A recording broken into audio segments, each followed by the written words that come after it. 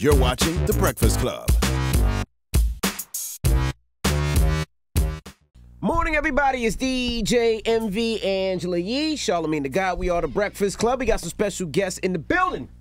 Now, I met her out in Detroit. She has very colorful hair today. Neisha Neshae, welcome. Thank you, thank you. And we also have Dre Butters. What up? What up, dog? What's going on? What are y'all doing in New York? What the hell's going on? Well, Neisha Neshae made the Nets lose the other She day. definitely made. We went to the Nets game with Neisha Neshae. They was up 23. We were winning so good. She put on a Nets jersey, a Nets T-shirt, and then they lost in the fourth quarter. And when I tell you she was cheering like she'd be at every Nets game, she was standing up. I was she a fan on the last camera. night. Like, I'm so mad they lost. They shouldn't have did that. Yeah. No. So what are you guys doing in town? You got a new EP? We got a new single featuring the lovely Neisha Neshae. Yes, it's called It's a Fact. It's a fact. Produced By me. Butters. Okay, by Butters. Dre Butters, Yes, sir. tell us what else so we know all of your work and people that you work with. I mean, I did a lot of work with a lot of people, but recent stuff, Dreezy, her last single, produced Wasted. And another project I'm proud to work on is Monica Brown, her new release, Human, Be Human. Fire. Yeah. Yeah, with just working on a lot of stuff, pretty much. Okay. Yeah. Neisha Neshae, now how'd you get into rap? They really respect you in Detroit and Michigan. So By the way, she's from Ypsilanti, so she wants to Yes, make I'm from sure the that south side of Ipsy. I can't pronounce that, so that's why I said Detroit It's a and Michigan. planty. You know what I'm saying? It's a planty. It's a planty? He's like, it's what? That was Young No, Miami. it's She- Ypsilanti. Ypsilanti. But, it got messed up not too long ago saying it's a planty or whatever. So So now you guys are that's rebranding what everybody's as It's a saying now Planty, is yeah. it's a planty. It's a planty. Yeah, you know what I'm saying? So what is it now? So now I'm going to say it's a planty all day It's long. Ypsilanti. Ypsilanti. All right. Yep. So how'd you get started in the rap game? I've been doing music all my life. I was singing in church and school and plays, you know what I'm saying? And I didn't start taking music seriously until I got in high school. And I was singing, and I think like just being around different artists and being able to tap into different ideas and creative zones, I just started rapping. And I picked it up so smooth, like my delivery is sick. So I had to come up with my own genre, and I call it R&B trap. Okay. I don't want to be called a singer or a rapper. I'm an R&B trapper. You know what I'm saying? So Now you ended up getting signed to Roc Nation. And also going on tour with Big Sean. Yeah, so that was let's amazing. talk about the whole process. Oh, before hell that no. You got to start from the beginning. You just don't That's what sign we're to doing. Roc Nation. So we're going to talk about that whole process of how all of those things came about and how you got to that point. for sure. My team, you know what I'm saying, they set up the whole Big Sean thing and the being on tour and everything. It was 16 cities. That was amazing. I'm not signed to Roc anymore. They got a new president, so you know what I'm saying, I had to part separate ways with that or whatever. But Who's Roc Nation president? I always thought the Roc Nation president was Jay-Z.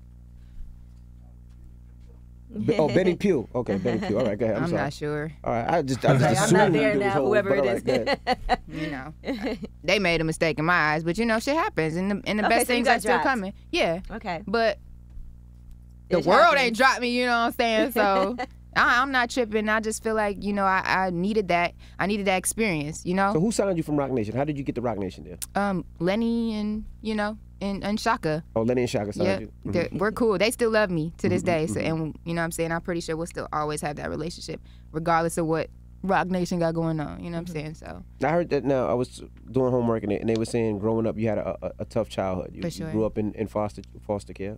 Talk about that a little bit. I was taken from my mom from a young age. I have one older sister. She's a year older than me. And, we got through right into the system. Why they take you from your mom?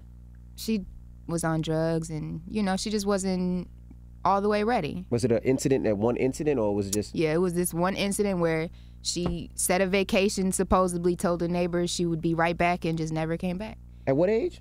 2 and 1.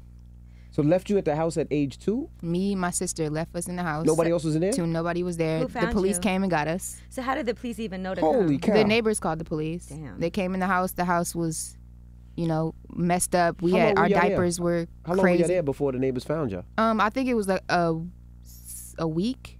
No. We were there for a long 2 time. years old and 1 year. Like we my were daughter's left. 2 right now. We were abandoned. We were Wow. left at this What house. did y'all eat? Nothing. We were hungry. We had boo-boo in our diapers. It was a bad scene. And I couldn't even, like, when they took us and they put us in foster care, we were there for like a year and a half. not even that long. And my dad got a new girlfriend, came and got us. Like, let's try this again, round two. Like, you know. And his girlfriend was abusive.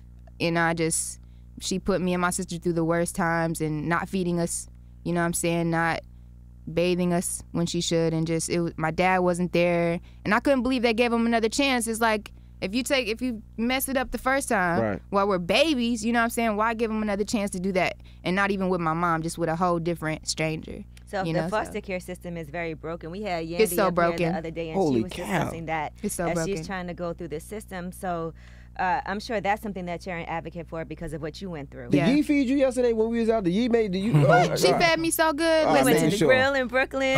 Shout out It took me back. Because we didn't feed you twice at the game. yesterday. Because we didn't feed you at the game. I'm making sure she fed you. I just ate. Oh, all right, just making sure. Listen, she ate good while she was out here. I had yes. For So what's sure. your relationship with your mom now? Do y'all speak or? My mom actually passed away. Oh, sorry. When I was in 11th grade. She OD'd on Valentine's Day. She had aneurysm, so she had to get this surgery, and she had like 100 stitches across her head, and they told her if she ever used again, she would pass away, and she relapsed. Yeah. Did you ever you had made amends with your mom, though, by Yes, that time? I did. When I was in 9th grade, from the time being taken away from my mom, I never saw her. So I met her again in 9th grade when I was in high school at the mall. Me and my sister's at the mall shopping. This lady comes randomly up to us Did you know it like, was your mom? Or you just... No. She was like, Starlisha, Denisha. She's like, I'm your mother. And we're looking like, oh, so you're just going to pop about the blue? You know what I'm saying? I started crying, losing it at that time. She just happened to be in the mall? Yeah, with her boyfriend. Her new boyfriend wasn't my dad, you know. My mom and dad they weren't like, they were two opposites. So, and after that, I became a rebel. After that, I was like, oh, I know my mom. I'm skipping school to hang out with my mom. I'm not doing anything I should be doing. I need to be with my mom. I need to go get food from my mom. I need to hang out with her. I need to, get to know her. And so I spent all my time doing that, and then when I got in 11th grade, 2 years later, she passed away. Yeah. So between when you first got taken from your mom and 9th grade when you reunited her, where were you during that time? Living with my aunt. My aunt and my grandpa really are who raised me. You know what I'm saying? In middle school, high school, they took me to all the sports. They made sure I was, good and in a good headspace, and and I stayed out of trouble. So I really appreciate them for that. I owe them my life for that. So you wasn't a troublemaker in school. You was a good kid. I was a troublemaker just at home. What did grandpa and auntie say when you came with all the tattoos on your neck and hands? At that time, I was trying to figure out, what I was going to do with myself. I wasn't completely, when I first started getting tattoos, my first tattoo was on my hand, and I wasn't as deep into music as I am now, so my aunt flipped. She saw it in church. I went to church one day, had the tattoo on my hand, and she just lost it. But I was like, it's more to come. This is my creative, my creative way, so, she accepts it, and she still loves me to this day. How many tattoos you have? I lost count a long time ago, but I have a lot, and it's my way of expressing myself. Do you trust people? Do you have love for people, seeing that your mom abandoned you and your dad's girlfriend abused Envy. you? My love for people is so raw now. It's so real. Like I don't have time to give anybody any fake anything or to receive it. You know what I'm saying? Like I didn't lost people like that, so I know what it's like to not make that real connection with somebody, Like anybody in my life right now, they play an important role. If you don't, you gotta go. It's that simple. And what's crazy? This music business will be something that will actually make you experience all kinds of things that you never anticipated. Yeah, for sure. So let's discuss you putting out your own music at first, right? And then you actually hooking up with management and going really hard and getting that one single that got played on the radio and what that was like. The single that broke me is called On a Cloud, and it means to just feel like you're on top of the world, like you've accomplished, as many things. Shout out to Hullava, you know what I'm saying, from the city and stuff. And it's got over 1 million views on the cloud, like streams and stuff. So, and the videos about me, it's like a backlash of my story. You know what I'm saying? Me being in foster care, my house being messed up, and the lady not wanting me there. Because when I was in foster care, I went through abuse too. I had to go to court for the lady because she tied me to a chair and left scars on my wrists and my ankles. Tied you to a chair? Why? My anger. Yeah, anger issues. When I was young, I had rages, Understandably, I mean, Yeah, so getting with my management and my label and stuff, it saved me because not only did they make sure that I was, keeping my mind together and not in the streets and staying out of trouble. It's just like they helped me take my music to another level, A song like On a Cloud is such a personal song for people to have that first look from you, like when they really first heard you. Yeah. With that song, how hard is that to put all your personal into a song and let people hear that about you? I honestly think putting my rawness and my truth in songs is way easier than configuring up something to put in a song. Mm-hmm. So I'm way more down with putting what I'm really going through in a song than trying to fabricate something, For you, Dre Bettis, Neisha Neshae is on your new project. Now, what drew you to her, and how long have y'all known each other? It's been about 3 years. Mm-hmm. I have 3 years. Yeah, 2 to 3 years, and my time knowing her, every time we get in the studio, it's chemistry, it's fire. You know what I mean? And what drew you to her? How'd you even hear about her, or what made you want to work with her? Actually, I'm gonna tell the story. I went to a open mic, and it was downtown, and she was performing, and I was asking her, I was like, "Who is this?" Everybody like, "Oh, that's Neisha Neshae." And she had another record out. I forgot the name of it. But I ended up meeting her again at a studio, at Collective Studios in Detroit, and I asked her, I was like, what's your goals?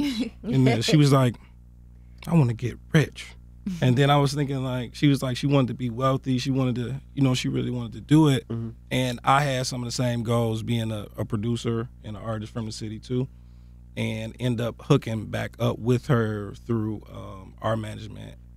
Said, hooked Happy us birthday, up. Said. Happy birthday, Happy Said. birthday, Said. Yeah, and we just clicked ever since, and we just.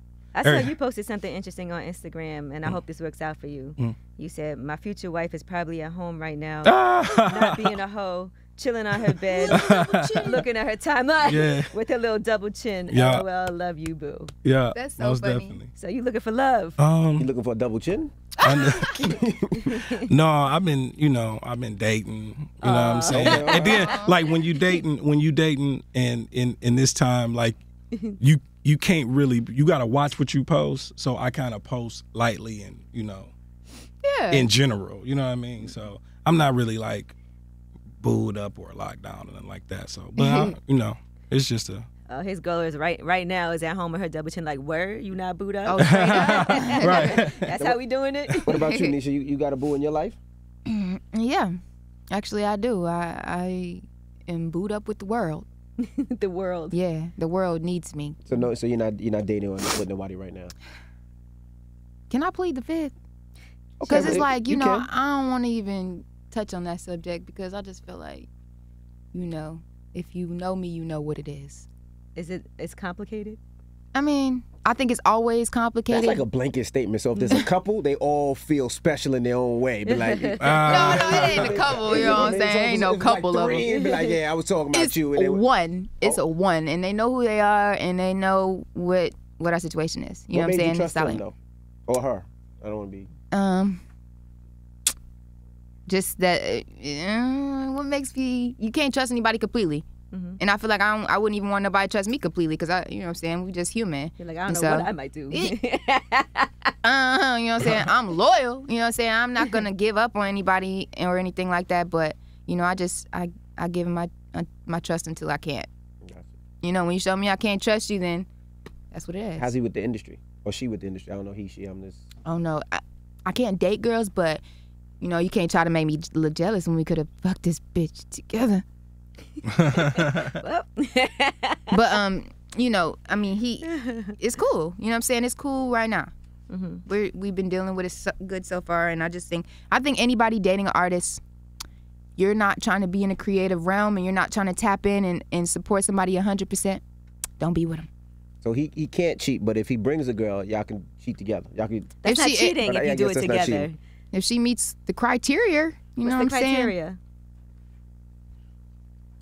I haven't. Nobody's met it yet. Nobody's met that quite yet. Is it same criteria as Dre Butters? As for with a double chin? You're gonna be mad chicks with double chins looking at you, bro. Yeah. Hey, they already on the timeline now. So let's talk about what your goals are, because there was a period of time I know Big Sean was supposed to executive produce your project. For sure. So where do we stand with that now? We still cool. We still talk every once in a while and check up on each other. Mm-hmm. We haven't talked about the executive producing or anything. I don't even know if, how he feels about it anymore. But I'm sure if we talked about it, he'd still do it. Right. He's still cool and everything, so. Mm-hmm. You're constantly putting out music. Yeah. Which is great. As a matter of fact, there was one song that we played up here, popping on the internet, because we love that song so much. Y'all got to make sure you listen to it. Featuring Rocky B. Yes, and shout out to Rocky Bag, because she's also from the area. She's from Detroit. So let's talk about your relationship together, because I always feel like the two of you might do even more together, like a whole project. Yeah, we just dropped a new video called Poppin' on the Internet. It's produced by Jay West. And me and Rocky linked up. It took us a while to get how we are. Mm-hmm. You know what I'm saying? Because I feel like, as female artists coming from the city, the city on a music level, it's just hard to trust people. Mm-hmm. It's not, and not even just coming from the city, but coming from anywhere as a female artist, it's hard to trust anybody. And, Rocky goes through a lot, in her personal life, in the game, whatever it might be. And so it just took us commenting on each other's stuff a couple times and, just inboxing each other to link up how we did. And we just clicked. Like, we clicked so well. It's a show we're about to do coming up. I think it's on the 23rd. Mm-hmm. And that's going to be super lit. And I'm proud of Rocky. Yes, I'll be there. For sure. It's lit. And I just want to say right now, I am working on a documentary, and Neisha Neshae is one of the feature artists on there. Super lit. But it's 5 very talented women from Detroit. One is from Ypsilanti. Southside. But represents Detroit as well. But, Rocky Baz on there, Molly Brazy, Cash Doll, the Brittany. That's lit. Mm-hmm. That's lit. It's beautiful, and I think that it's very necessary to have this type of platform, especially for women. You can get on Netflix and look up documentaries, and all that pops up is men documentaries for hip-hop or guys. You know what I'm saying? You don't see no female anything. Right. So what are some things that you think women have to go through that men don't experience? A lot. Waking up in the morning, we wake up feeling a whole different way than y'all feel, Like, it's, as a woman, it's just like, but we're the most powerful entities that walk, that be, you know what I'm saying? And I feel like if you have the right woman in your life, you can prosper to the most greatest place in life, you know what I'm saying? So I agree. And I look forward to hearing some more music, too. Thank you. Yeah, do we know where we're going next, or we got a plan? Of course. We're going up, up, up, up, and away. That's the only place to go. You know what I'm saying? No matter what. I feel like you have to keep working. You have to keep grinding. You can't let anything slow you down. I'm sitting on a lot of great music, beautiful music that's going to touch a lot of people. Like, I have a song called Good Girls, Bad Girls. It's about girls who just feel like they need their father. Girls always want to be a daddy's girl. I've always wanted to have a great relationship with my dad, but we're not even that close now. Yeah, you see who I took to the game. My little baby girl. It's beautiful. That's my little baby it's beautiful to be like that and to have that type of relationship. And I think I'm gonna put it on my album or whatever. But does he reach out to you still? Yeah, here and there we talk, but a difference between a dad and a daughter and a friend and a dad. You know what I'm saying? Or the friendship dad relationship. That's how we are. We're more cool than anything. Is he still with that woman that was abusive to you and your sister? Nope, but he takes care of her daughter. He's raising her daughter right now. And he got his own daughters right here. That he didn't have no parts in. Wow. That's crazy. Neisha Neshae has an incredible story. And the fact that you are so creative and still here and so, I think, resilient speaks a lot of volume. So people have personally hit me up and been like, Neisha Neshae, can you introduce me to her? Because I think she's so talented. So I appreciate you for sharing yourself with us, for giving your story. And I'm looking forward to see what's about to happen next, because she's only 22 years old. 2 years into 20, baby. Mm-hmm. All right. Well, we thank you for joining us. Thank both of y'all for stopping through. Thank you for having us. It's Neisha Neshae, the bad luck charm in Brooklyn. Don't take it to a Brooklyn Nets game. Dre Butters. And Dre Butters. It's the Breakfast Club. Good morning.